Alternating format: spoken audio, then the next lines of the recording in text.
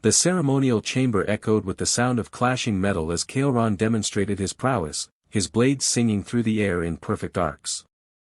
Arya Thyn watched from her elevated platform, her pale purple skin gleaming in the amber light of the sacred flames, dark curls framing her stoic expression.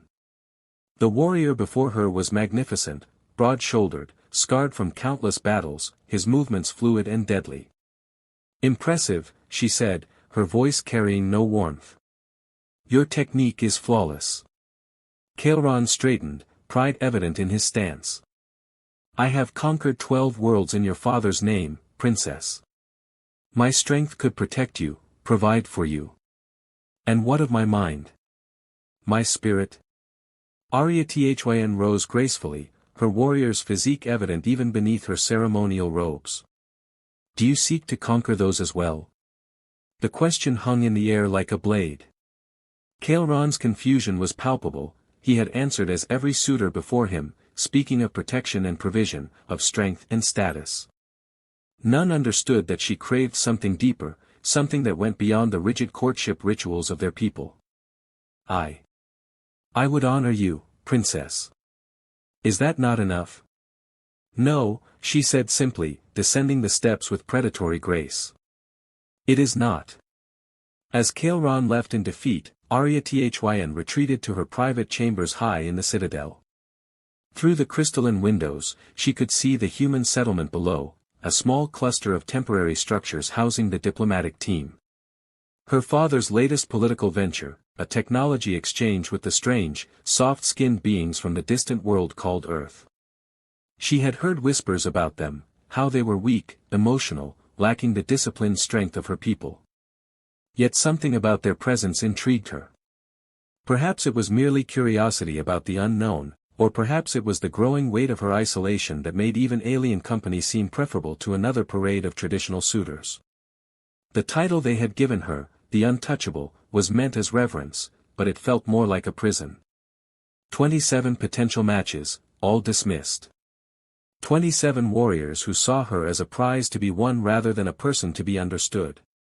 In the distance, she noticed a solitary figure working in the temple's communication hub, installing some sort of human technology. The figure was smaller than her people, moving with quiet efficiency rather than the bold gestures she was accustomed to. Something about the stranger's peaceful demeanor stirred an unfamiliar curiosity within her. Tomorrow, she decided, she would investigate this human phenomenon for herself. The communication hub hummed with unfamiliar technology as Arya Thyn approached, her footsteps silent on the polished stone floor. She had expected to find the human cowering or scrambling to show proper deference, but instead found him completely absorbed in his work, delicate fingers adjusting complex circuitry with practiced precision. "You work late," she observed, her voice cutting through the electronic whispers. Evan Torres looked up calmly, his brown eyes meeting hers without the usual fear or calculating hunger she was accustomed to. "The quantum resonance is clearer at night. Less interference from your planet's solar radiation." His casual tone surprised her. No bowing, no stammering, no immediate attempts at flattery. "You speak to me as if we are equals. Aren't we?" He set down his tools, giving her his full attention. "You're clearly intelligent, you're here seeking something, conversation, perhaps, and I'm happy to provide it. Status doesn't change the fact that we're both just people trying to understand each other's worlds." Arya Thyn circled him slowly, studying this strange creature who showed no signs of intimidation despite her imposing presence. "Your species is said to be weak. Physically, compared to yours?" "Absolutely." Evan's smile was disarming.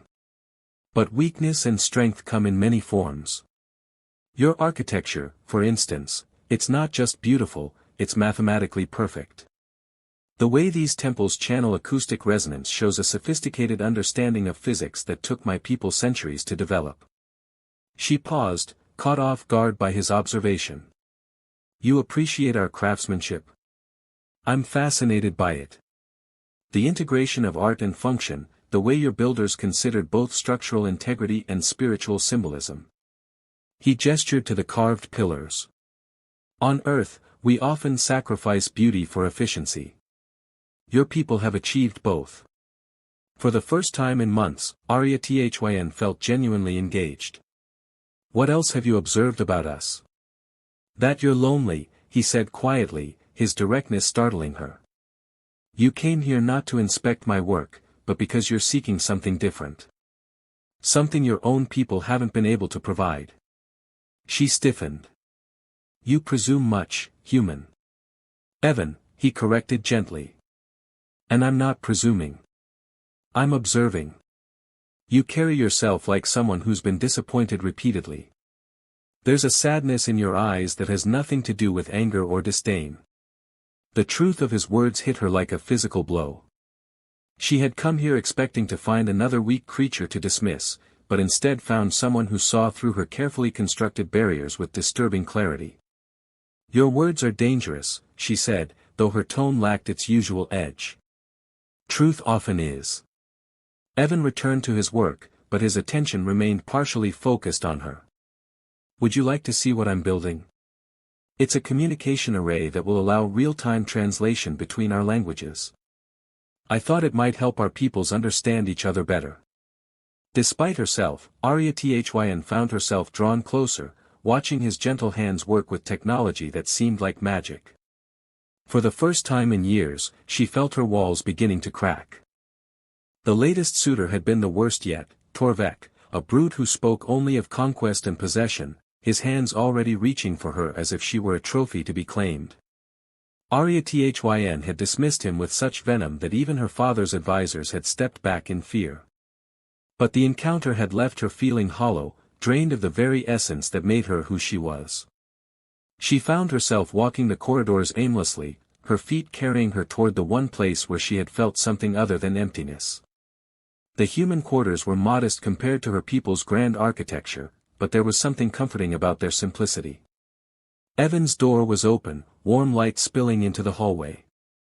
She could see him seated at a simple desk, reading from a device that projected soft blue text into the air.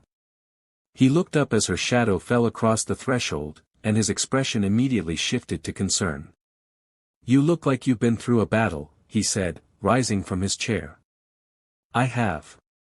She entered without invitation, something she would never have done with her own people.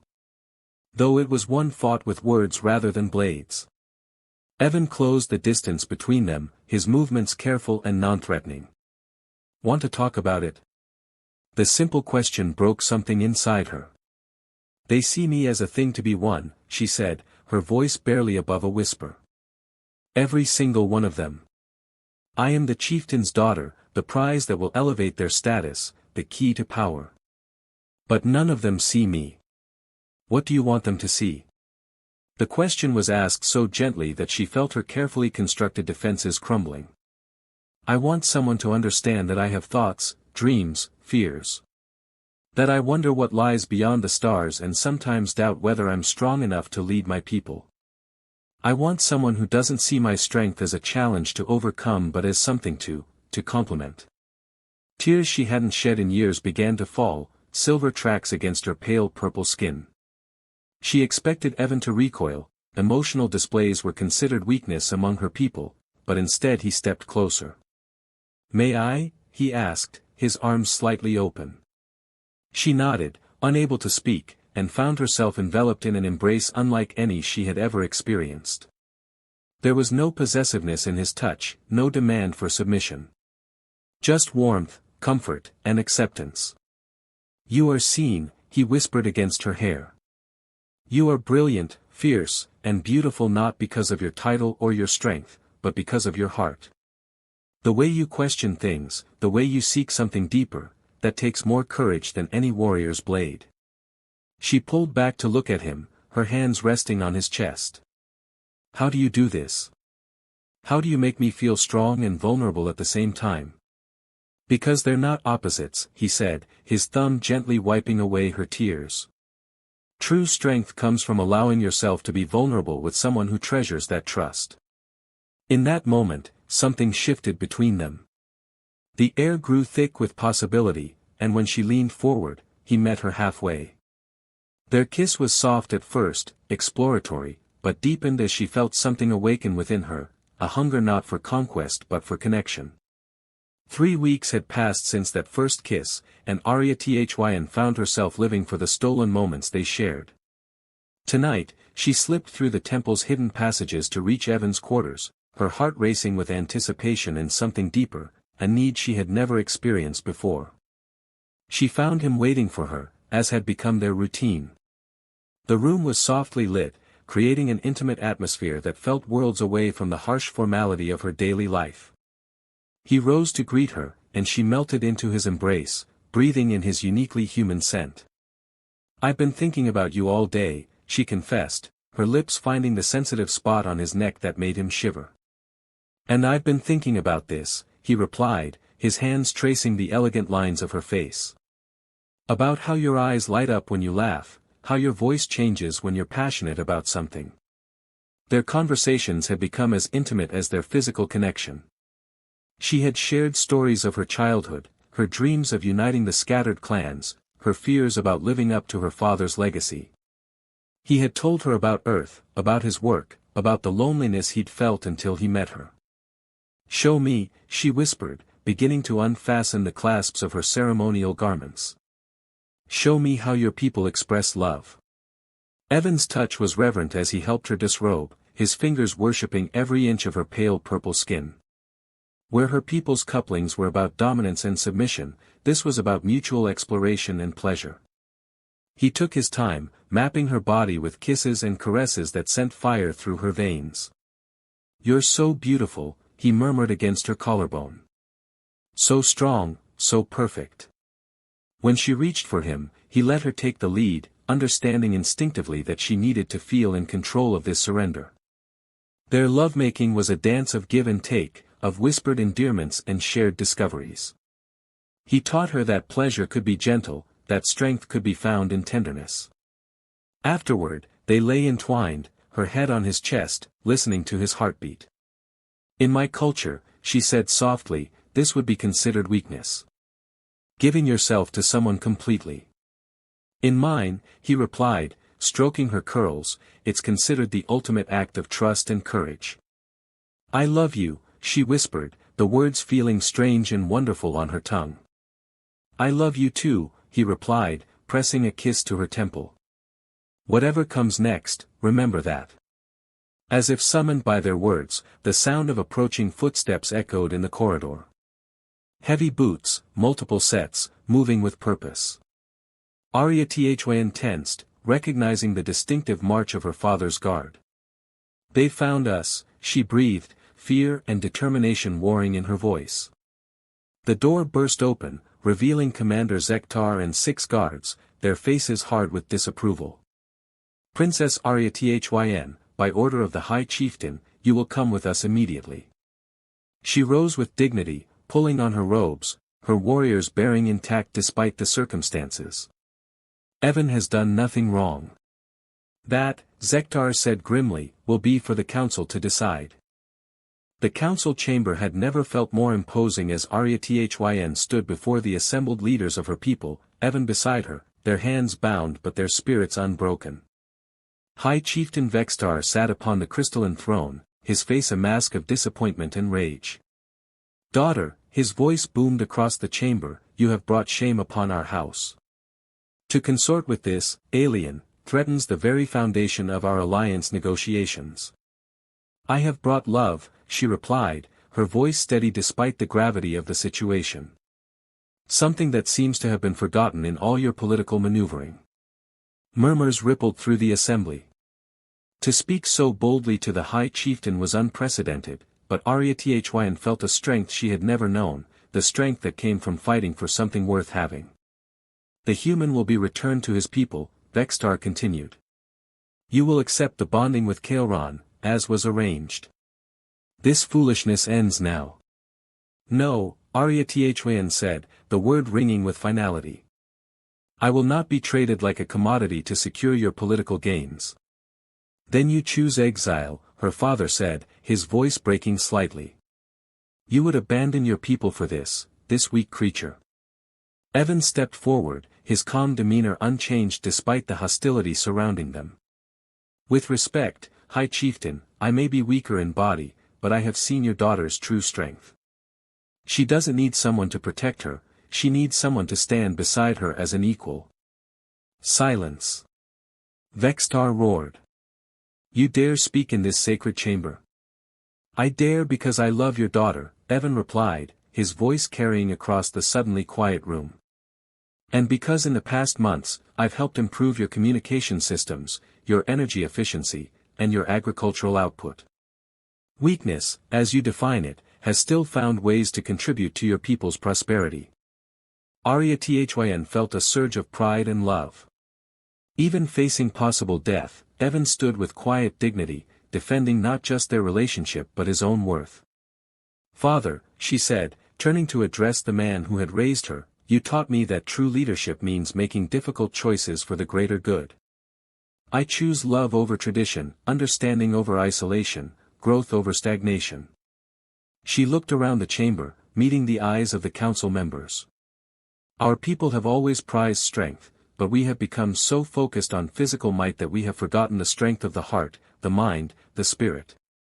Evan has shown me that true power comes from compassion, from building bridges instead of walls. You would rule beside this human? Counselor Veldra asked, her voice skeptical but intrigued. I would rule with someone who sees beyond the surface, who values wisdom over warfare, who understands that our future lies not in conquest but in connection with other worlds. The chamber fell silent except for the soft hum of the ancient stones. Finally, Vextar spoke, his voice weary but resigned. You truly believe this path will strengthen our people? I believe it will save us from becoming relics of our own rigid traditions, Thyn replied. The universe is vast, Father. We cannot face it alone. After what felt like an eternity, Vextar nodded slowly. Then let it be recorded that Princess Thyn has chosen her path. May the ancestors guide you both. As the bonds were removed from their hands, Thyn turned to Evan, seeing in his eyes the same wonder and determination that filled her own heart. Together, they would forge a new future, one built on love, understanding, and the radical idea that strength and gentleness could coexist. You spoke gently, she whispered to him as they embraced, but your words cut deeper than any blade. And your strength, he replied, was never more beautiful than when you chose love over fear. In the end, it was not the warrior's might that won the day, but the quiet power of two hearts that dared to bridge the vast emptiness between worlds.